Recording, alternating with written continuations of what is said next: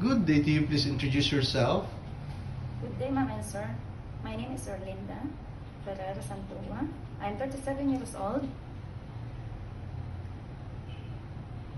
married, and with 3 children, ages 18, 8, and 6 years old, living in Dangan Reyna Mercedes, Isabela, Philippines.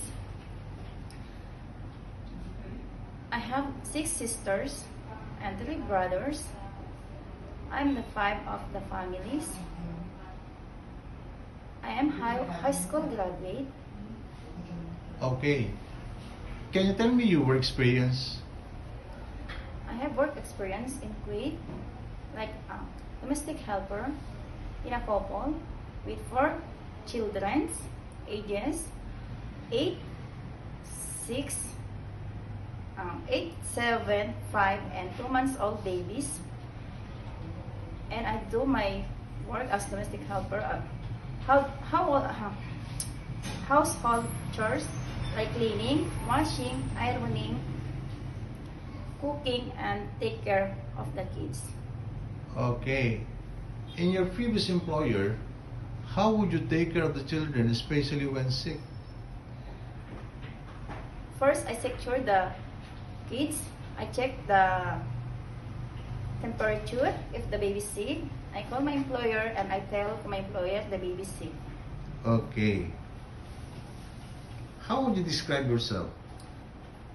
I am hardworking, honest, and responsible, sir. Do you have any tattoo? No, sir. Do you have surgery or serious sickness before? Nothing, sir. Do you have an allergy to certain food? Yes, sir. Like seafoods, crabs, and shrimps.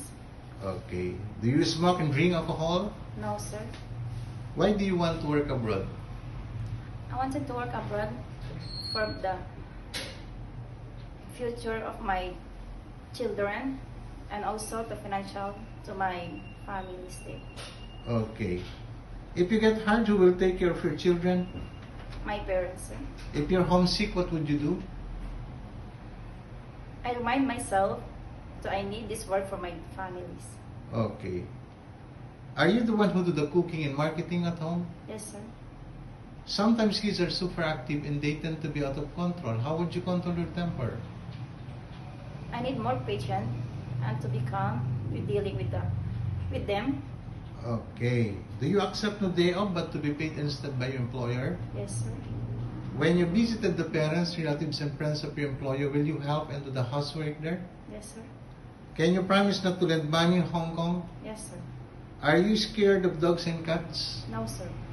Are you willing to share a room with kids? Yes, sir. Do you promise not to use cell phone during working hours? Yes, sir.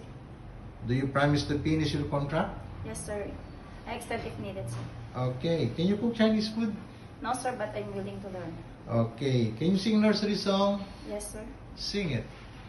The wheel on the bus go round and round, round and round, round and round.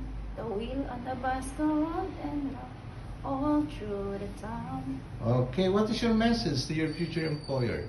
To my future employer, I hope you select me as worker in your family. I promise I serve your family with all my best, sir. And thank you. Okay.